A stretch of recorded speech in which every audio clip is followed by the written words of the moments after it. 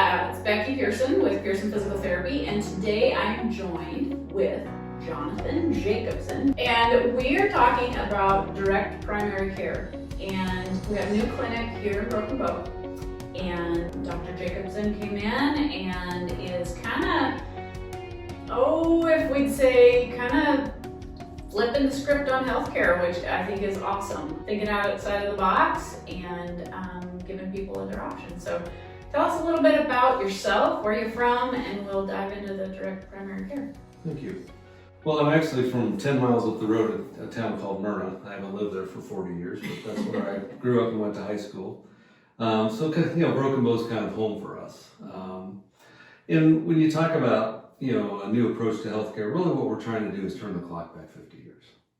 Back before the days of insurance where you knew who your doctor was, your doctor knew you could call your doctor, you could ask them questions. If they called, they were going to pick up the phone and answer. With today's technology, it allows us to do it via text. It allows us to do it via video visits. So we're accessible a lot more ways than if you're what I call in the system or going to a fee-for-service clinic that actually takes insurance and bills insurance, because a lot of their contracts restrict doing things such as a video visit, where because it's direct primary care is a monthly cash payment to me from you, we're able to do a lot more things outside of the box and in the traditional healthcare system. Yeah, it's great to not have insurance dictate what you want to get done, basically. Well, I tell people all the time, if I'm in a fee-for-service clinic where I'm taking Blue Cross Blue Shield, I'm taking Medicare, I'm taking Medicaid, I have Aetna, in reality, that's who I'm working for, because they're the one paying the bill. Health insurance is the only industry that there's a third party that's actually the arbitrator and payer of the money. I mean, think about your car insurance and your house insurance. There's nobody out there dictating what can be done, when it can be done.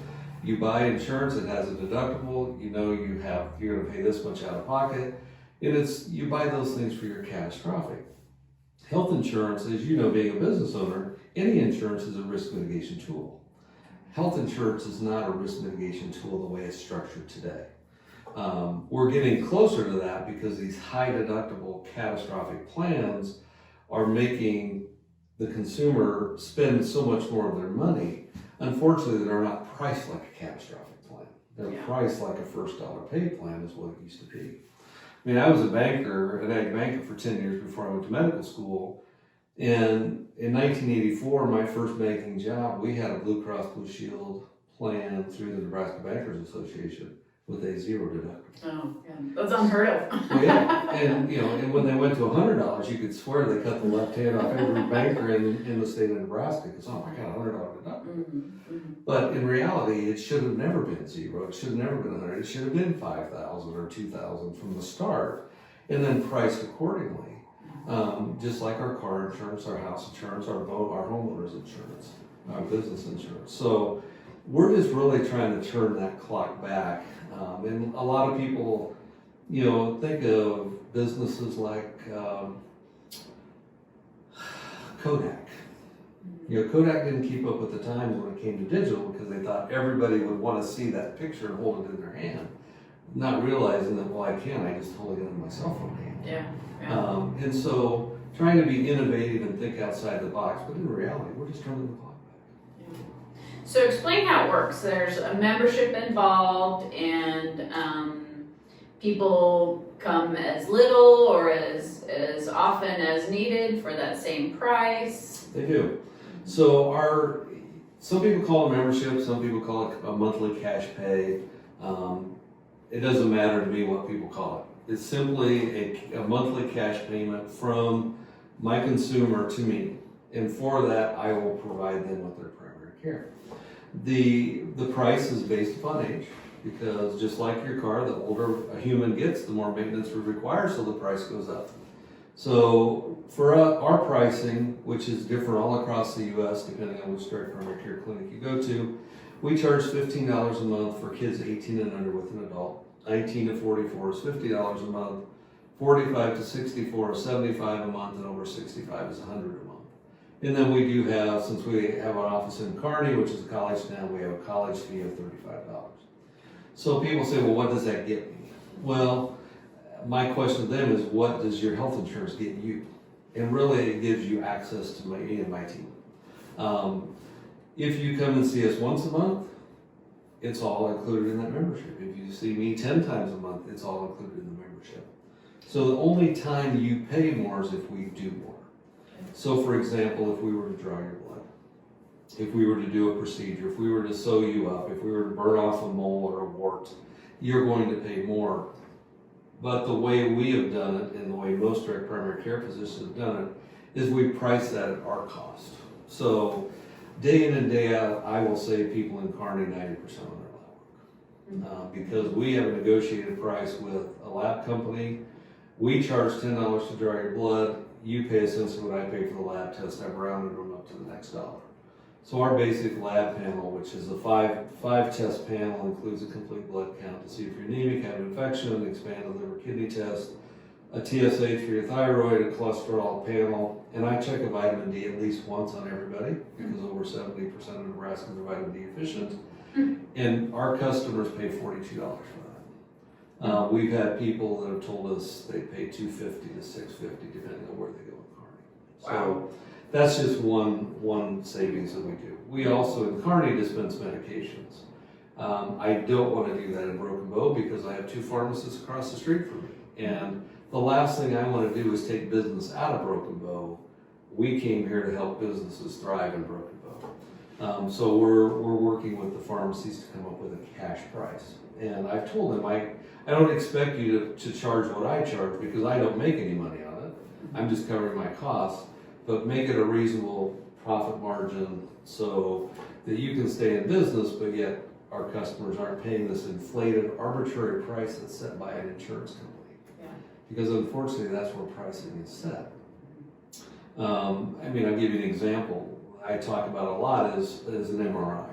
So if somebody hurts their knee, they come in and see us, we do an exam, and we think, gosh, you've probably got a torn meniscus, you need to have an MRI. In Kearney, if you go to CHI, it's going to be about $1,950. If you go to Kearney Regional, it's going to be $2,400 to $2,500. Or you can log on to a website called mdsave.com and actually purchase it up front, and it's $432. Really? So you can save about 75%. And that's the same MRI machine and the same radiologist reading that if you use your insurance card or you didn't know about MDSave and walked in and with a Christian share plan or no insurance, that you're going to pay that $1,950. You know, like for me as a PT provider, if I go through your insurance, I'm going to wait usually 30 days, sometimes 90 days to get payment. And you know, that to me is kind of, that full price is to help me adjust for waiting on that payment. Sure. Where we have a cash-based price as well that you pay at the time of service, and you do get a significant discount of that. One of the things that we do for our customers is that we facilitate those kind of things. So whether it's going to physical therapy, whether it's going to see a specialist, you know, any kind of imaging, you know, if it's not an MD-Save, then we start calling around. So if I'm going to send you to the specialist and you have a high deductible plan or you have a Christian share plan or you don't have insurance, I will call the specialist and say, look, they want to pay you today. When they come see you, they want to write you a check or bring you cash. What's that price? And 3 years ago when we opened, it was like, well, I don't know. Yeah. Now when I call it, it's like, oh, you're that guy. Well, here's the price. Mm-hmm. It's at least in Kearney, the specialists are recognizing, and the hospitals are too. You know, the hospitals between 30 and 40% cash discount. If you pay at the time you go to the emergency room, or when you get your bill, or you pay afterwards, they will negotiate 30 to 40% off your bill. Yeah, basically because we don't have to wait for that money. Right, exactly. And we know we're getting paid instead of having a denial come in, you know, 90 days, 6 months down the road that this, you know, whatever loophole wasn't jumped through, or, you know, I mean, or you didn't jump through the hoop, and so they said, oh, you didn't have pre-authorization, but that's a whole frustrating thing. Well, and it's that way in primary care as well. Yeah. And that's the reason, you know, I was a primary care physician in Geneva for 10 years. And then I was recruited to be the chief medical officer of a new startup company in Omaha. And after 3.5 years of that, I was so burnt out, I was ready to leave healthcare. I mean, I'd only been a doctor for 15 years, and I was ready to get out. Because of the pre-authorizations, because of quality metrics, that, you know, as Medicare, when I left in 2017, there were 39 quality metrics for Medicare, of which really 4 or 5 make a difference. You know, do you smoke? Do you have diabetes? Is it controlled? What's your blood pressure? What's your cholesterol? You know, there are all these quality metrics that a lot of physicians, you look at them, they're checked, but they never got discussed. Right. And so where I don't take insurance, we eliminate all of that. Because my quality metric is if I don't provide you good service and I don't provide you a value, then you fire me, you quit paying me. And so that's the American way. That's entrepreneurship, that's business at its finest. That's the way our economy is supposed to work. It's not supposed to work by dictated prices by a third party, and that's what health insurance and hospital pricing is. Most people can't come up with $2,000 on top of something else. Right. Because people want to pay their bills. I mean, especially Nebraskans, we're not a handout society. Right. It's priced that way because some insurance companies will pay that amount, basically. Yeah, sure. Well, that's, you know, that's my feeling on it. I tell people all the time, you know, when I was in a fee-for-service clinic, every 2 years we got what our reimbursement was from all the insurance companies we dealt with, all the different payers, and we priced our offices at what the highest reimbursement was. Because you didn't want to leave money on the table. Right. And then the rest of them, you just wrote that difference off. Right. But it had no variation or no relation to what it actually cost. Right. You know, I can tell you what things cost me.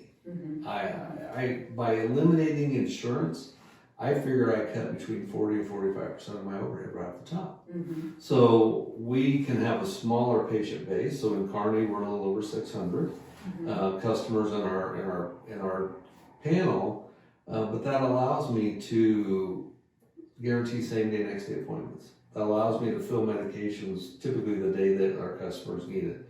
You know, that allows me to answer text messages and emails and do video chats in real time instead of, well, my nurse will get back with you and then 3 days, 4 days later, somebody calls them back. Nobody thinks about customer service in healthcare. That's not foremost in their mind. No, it's about we have to generate, and the more clinics that get bought by hospitals, it's not about your care or the service we provide. It's about ROI and ROE. I mean, how much do we spend? We got to generate. If you're a family physician in Kearney and you work for CHI, you're expected to see 23 to 27 people a day. Well, 7-hour day, that's 1 every 15 minutes. There's no way you can provide good quality healthcare with that. Do you see this in other professions? Like, you know, I was wondering if there are other physical therapy clinics that have done something like this. Well, when I first started thinking about direct primary care, I've been fortunate. I was part of my old boss when I joined or got out of residency was really pushed the Nebraska Family Physician Association. So I got involved with them and I went up through the leadership. So I was able to travel all over the U.S. and listen to these so-called healthcare experts. And then I got involved with the American Academy of Family Physicians, which allowed me to even get a broader spectrum. And in 2012, started hearing these young guys out of Wichita talking about, you know, they set up a cash pay. They got out of residency by the time Obamacare was coming in. They just didn't feel like they wanted to do that. And then I thought, well, that's kind of a cool niche market. You live in Wichita, you can do that. You live in Broken Bow, you probably can't do it.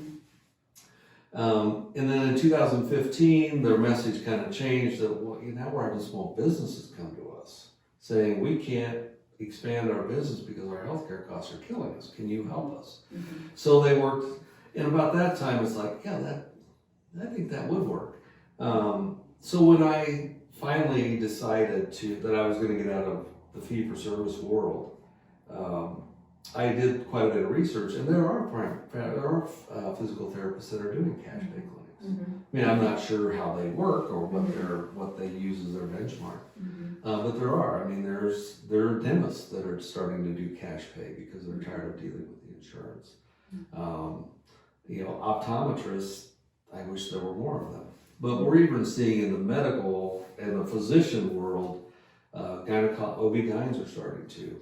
Some of the even super subspecialists, what I call the ologists or the partialists, are starting to see the value in just getting paid up front and not having to deal with all the overhead. One of the questions that I asked when we came in today was, if I were a patient of yours and I got admitted to the hospital, would you be able to care for me up at the hospital? And we would. Now, that's not, I can't say that if you go to the emergency room that I'm going to be able to see you there. But if you got admitted, our plan is that we would then take over the care. We just opened this clinic 2 weeks ago. We did kind of a soft opening the first week. Last week, we finally got our countertops. We had our ribbon cutting on Friday. I've hired a nurse practitioner who started 2 weeks ago. So her and I are going to be joined pretty tight at the hip here for the next 3 months. Once we get to January, our plan is we will have somebody in Brokenville 4.5 days a week, probably somebody in Kearney 4.5 days a week. So at that point, I have privileges of both hospitals in Kearney. So I admit people there and take care of them. So that would be our plan here. If you go to the emergency room and get admitted, it probably won't be us, but then after that, we would try to come in and take care of you. Cool. Anything else that I haven't touched on that you feel like really people really don't know that is important to know? Well, one thing I like to talk about is our value statement. And I always talk about our value statement being like a four-legged chair. And the first leg of that chair is access. Because as a customer, as a patient, one thing is I want to talk to my doctor. Not necessarily do I think you need to talk to me, but they feel like they do. So access is a huge thing, especially in primary care. What's the dose of Tylenol? Little Johnny fell down. Do I need to take him to the emergency room? Just getting those kind of questions answered. So by being available to provide access by video, by chat, by texting, by telephone, by 30% of the time in Kearney I answer the phone. Having that access to myself and my team really bolsters people's health care. The second thing I talk about is time leads to relationship, which then leads to trust. So a question you asked me before we started was, if I have a sinus infection, do you require people to come in? And I always tell people the first time, definitely, because I want to see what you're experiencing. I want to hear it in your words. Then I want to tell you what I'm seeing on your exam. The second time, probably. The third time, when you call me, you're going to say, I have this, this, and this, but I don't have this and this. Okay, I think you got it. We've now got to the trust. So all of our appointments are 30 minutes. Our initial appointment is an hour with every customer we have. Because we want to start building that relationship so that we can build the trust. Typical family physician or primary care visit in the U.S. is 15 minutes. Studies have shown the doctor's typically in the room about 7, but they're actually only focused on you as a consumer for about 3, because they're trying to get their note done, because if they don't, they're going to be there till 9 o'clock every night getting their work done. The third thing is transparency. So before I draw your blood, before I stick the needle in your arm, you're going to know exactly what's going to cost you. Before I do a procedure, if I burn a wart off, or we suture you up, or I remove something surgically, you're going to know what that cost is. I mean, suturing, I charge $20 a suture because that covers the cost of my suture and re-sterilizing my equipment. So you know up front. There's none of this 3 months later you get an EOB in the mail that says, oh my God, I owe $500 for that lab work that I didn't know was going to cost me that. And we have patients all the time where customers say, well, I asked my doctor and he said he didn't know. And I said, that's right, they don't know. I mean, I never knew in the old system. Right. And then the fourth thing is really, not only the cost savings of finding like the MRI that's $2,000 versus $436, but really just having that quarterback, somebody on your side that can help you navigate this convoluted healthcare system that we have, which a lot of people don't have that in today's world. A lot of primary care clinics have chronic care nurses and those kind of things. And I tell physicians all the time, you think you're a patient advocate, do direct primary care, because you're the one doing it. You are going to be that patient advocate. You start out, you're not going to have a whole bevy of people. And we've opened here. We hired Wendy Glendy, who is our nurse who worked in this building for 10 years. She's here. and then it's myself and Holly, and then sometimes my wife will come up, but we have Robin in Kearney, and that's really our team. We don't have 4 or 5 people in the back room trying to collect the money or making phone calls. We see you today, tomorrow, or if it's something acute, tomorrow or the next day, either Robin or Wendy or me will be sending you a text saying, hey, how are you feeling? And it's so refreshing when you make that text or you make that call, and it's like, oh, why are you calling? I just want to see how you're feeling. Oh, well, nobody's ever done that before. Yeah. Those are things that happened 50 years ago. Yeah. We have a lot of people in this area that either don't have insurance, or it's just such a high deductible because they are self-employed, they're ranchers, they're farmers, and it is not all that cost effective for them to have a regular health insurance plan. In 2018, the last numbers I saw, the average family of 4 paid about $28,000 a year for health insurance. That's crazy.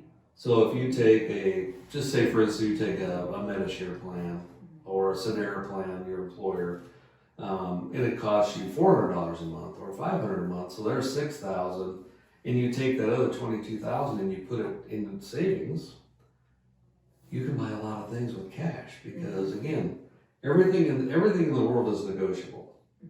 And I always tell the last slide of my slide deck, everything's negotiable, cash is king. But people have not thought that they can negotiate with their doctor, with their hospital.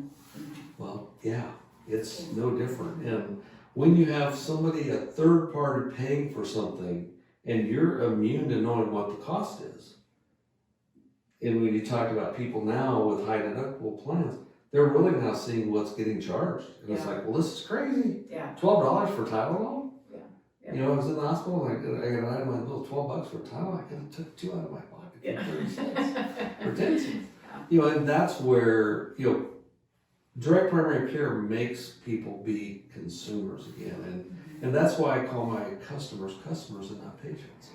Because they are truly consumers, and we try to help them be better shoppers in a sense. And that's kind of the fun of it. I don't have to dealing with an insurance company on Preauthorization. It's like, well, let's switch you to this medicine. We don't have to worry about it. And you're absolutely right. It's a matter of they're trying to get their numbers in just so that they can stay afloat, and they forget about really why most of us went into healthcare and was to take care of people. One thing I'll always argue when I'm talking with a group of physicians or an association, especially a medical association, is that as a physician, we've forgotten who our customer is. We've taken our eyes off of the person sitting on the exam table, and we've diverted them to who the payer is. Yeah. And with direct primary care, we brought them back. And that's the beauty of what I do is, like I said 3.5 years ago, I was burnout ready to quit. I love what I do. Yeah. Now, I'm not going to do it forever, but I love what I do. And I love getting up and going to work every morning. Where before it was like, oh man, I don't want to do this anymore. Yeah. And so the idea that you can actually, as a consumer, be paying and have somebody working for you. And I have people that they'll go to the emergency room and I'll get the report and I'll call them and say, why didn't you call me? Well, it was 10 o'clock and I didn't want to bother you. Well, that's why you're paying me. Right. Because if you would have called me, maybe we could have kept you out of the emergency room or kept you from going to urgent care. Because a lot of times when people call in the evenings, it's more of a reassurance call. Most people know if I'm having chest pain, don't call me, go to the emergency, because that's what I'm going to tell you. But just reassurance of, well, I have a cough I've had for a couple days. We can walk through those things. Now it's, well, could I have COVID? Well, you could, but are you having trouble breathing? Well, not really. Well, you don't need to go to the emergency room. Right. We can do that. We can tackle this in the morning. So that's the beauty of being able to reach out to your physician and being able to have that conversation. I mean, it's amazing the amount of money we've saved some of our customers, just in that simple fact. Right. Because they would go to the emergency room or they go to urgent. Sure. Where if you have a relationship with your physician, if they call me, say we take somebody off of their heartburn medicine, and they call me and they're having burning and substernal chest pressure. Well, they're probably having soft chest spasm, not a heart attack. But if you take that to the emergency room, you're going to get cardiac enzymes, you're going to get a chest x-ray, you're going to get an EKG, you're going to get this $10,000 workup. It was, well, let's just restart your medicine. Right. And so that's the kind of thing that we see a lot of. The other thing we see is people who use their insurance, how the pricing is so convoluted, especially on medications. That well, you can go to Walmart and get a thyroid medicine, levothyroxine, for $10 to $14 for a 90-day supply. We've had documented $13 to $17 for a 30-day supply using their insurance card. So from $39 to $53, $51 using their insurance, or I could lay down a $10 bill or 10 and a 5 and walked out with a 90-day supply. Those are the things people don't understand. We're a society that thinks we have to have health insurance, and we don't.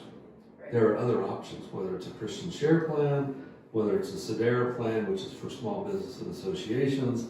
Those truly are catastrophic. They're up to a certain limit, they're not going to pay anything. But over that, then the community will reimburse and pay for that.